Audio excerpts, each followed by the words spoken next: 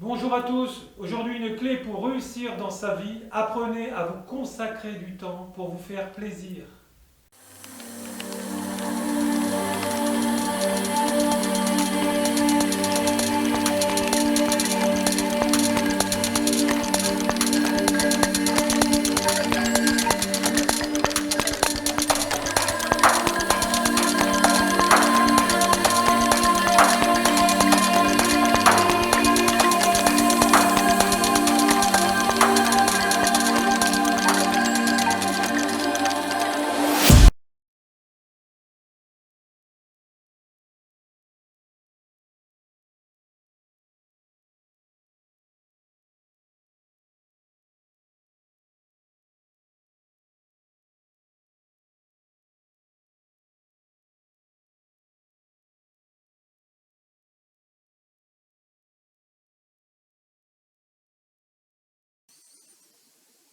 Bonjour à tous, aujourd'hui pour cette nouvelle vidéo. Aujourd'hui nous allons voir en fait l'acidose, donc voir aussi puisqu'il y a une incidente sur les problématiques qui concernent en fait les gouttes. Hein, vous avez déjà tous entendu avoir la goutte et les rhumatismes.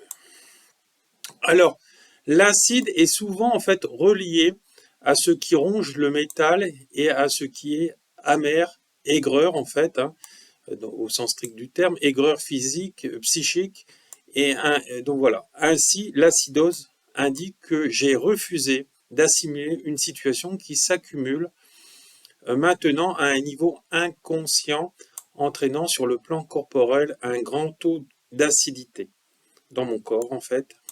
Donc, euh, donc c'est la conséquence dans le sang ou dans le liquide dans lequel baignent les cellules. Donc, assimiler signifie résoudre, traiter, régler tout problème, euh, toute situation où en fait ou conflit qui me dérange, que je refuse, qui empoisonne mon existence. Voilà. Par exemple, je peux me demander quelle est la situation, souvent nature émotionnelle, donc elle est de nature émotionnelle, qui me ronge intérieurement et qui me rend amer par rapport à la vie. Donc il est en fait possible que je vive actuellement une situation qui fait remonter en moi l'insatisfaction en, en, concernant les rapports que j'avais avec ma mère. Je peux même vivre une insatisfaction semblable avec mes enfants, des amis ou des employés. Alors ça aussi au niveau du conjoint, ça arrive. Parfois ça vient se fixer aussi sur les organes sexuels. On peut avoir du pus suite à une forte émotion de colère, d'insatisfaction avec un de nos proches. Hein, voilà. Alors ça, c'est un autre problème. On le verra plus tard dans d'autres vidéos. J'en ai pas mal. Hein. Je crois qu'on est à 640 actuellement, 640 vidéos YouTube hein, depuis 2015. Donc regardez, vous tapez Laurent Martel et puis la pathologie dont vous souffrez et vous verrez les déclencheurs émotionnels. Alors il faut savoir que avant qu'une maladie naisse, elle est émotionnelle, mentale, bien sûr elle est mentalisée, le problème est mentalisé et il devient une émotion. Et cette émotion et après s'installe dans le corps. Voilà. Alors après, pour avoir la guérison durable d'une maladie ou d'un mot du corps, il faut que l'émotion soit guérie aussi. On ne pourra jamais guérir une maladie dans la durée si l'émotion n'est pas guérie.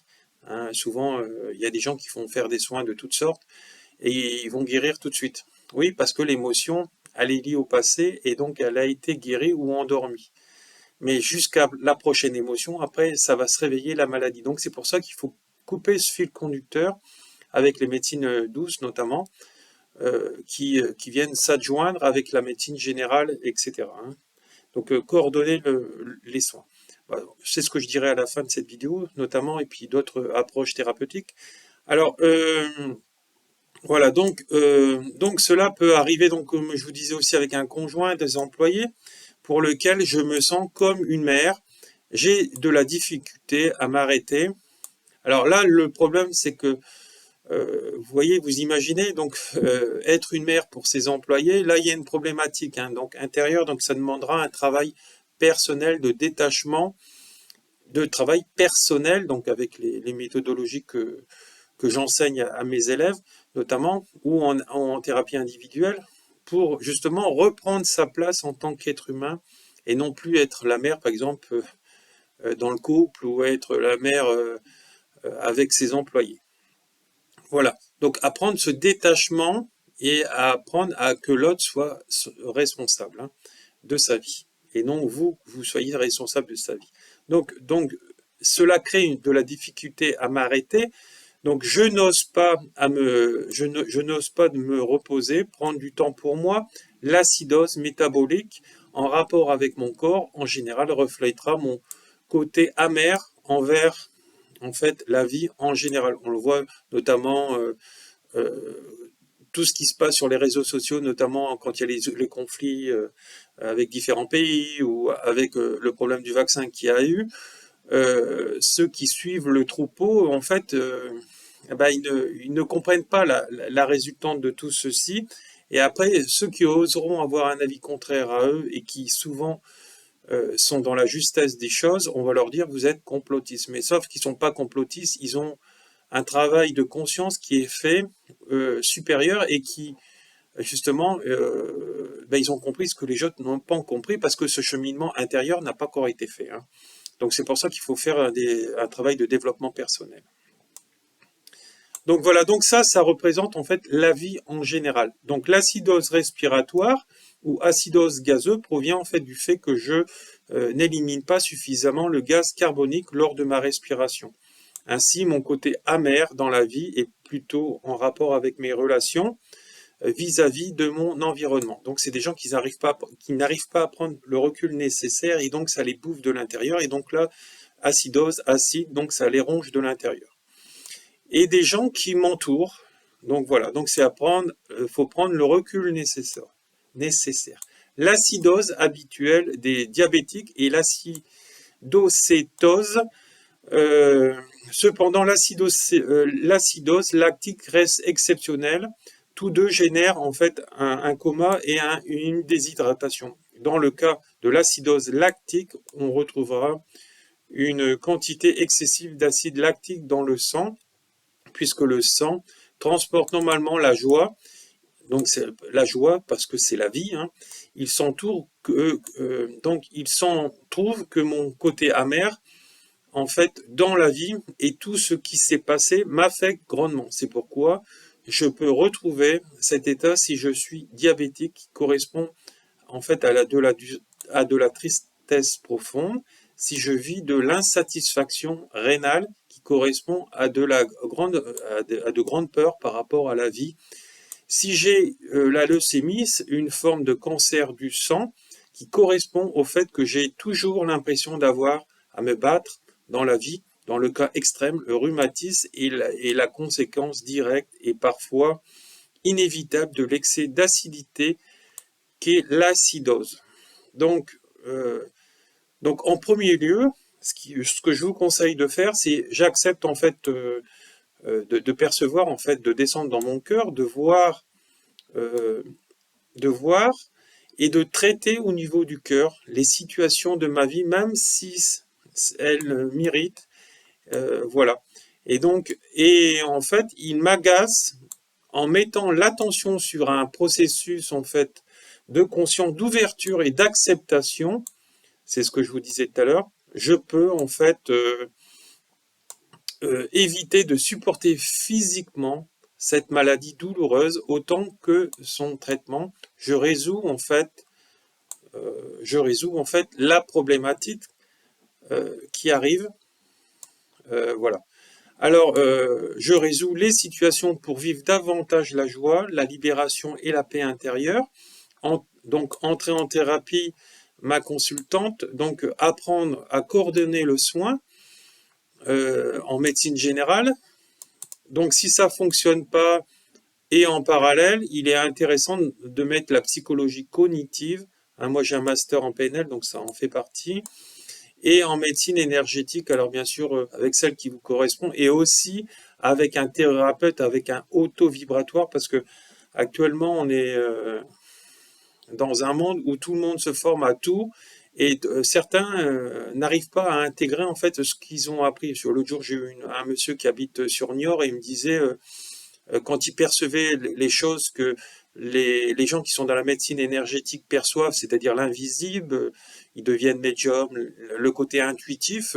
Certaines personnes qui sont maîtres enseignants, par exemple en Reiki, lui disaient mais ça c'est ton ego qui parle. Non, je lui ai confirmé que ce qu'il percevait, c'était la réalité et c'était lui qui avait raison. Donc, on s'en rend compte que de nos jours, il y a beaucoup de gens qui n'ont pas développé toutes leurs capacités ou qui font une compétition des médecines énergétiques. C'est à celui qui va en avoir le plus, qui va avoir appris le plus de médecine énergétique. Mais sachez qu'un maître Reiki et avec un autre maître Reiki n'auront pas du tout la même compétence. Ça dépend comment ils ont incarné ceci. Ça dépend aussi de s'ils ont été guérisseurs dans les vies d'avant. Donc un guérisseur dans les vies d'avant qui redevient un guérisseur là, il sera beaucoup plus puissant que quelqu'un qui débute.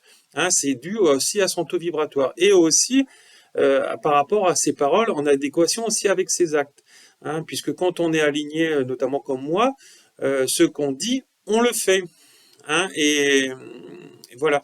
Et ça arrive jamais le contraire. Donc voilà. Et donc plus vous êtes aligné, plus vous êtes puissant et plus vous êtes vibratoirement. La dernière fois, mes élèves, lors du stage de magnétisme et de radiesthésie, ont calculé mon taux vibratoire. Il est à ultra blanc. Donc vous avez qu'à regarder pour ceux qui connaissent notamment l'échelle de Bovis, vous verrez où ça en est.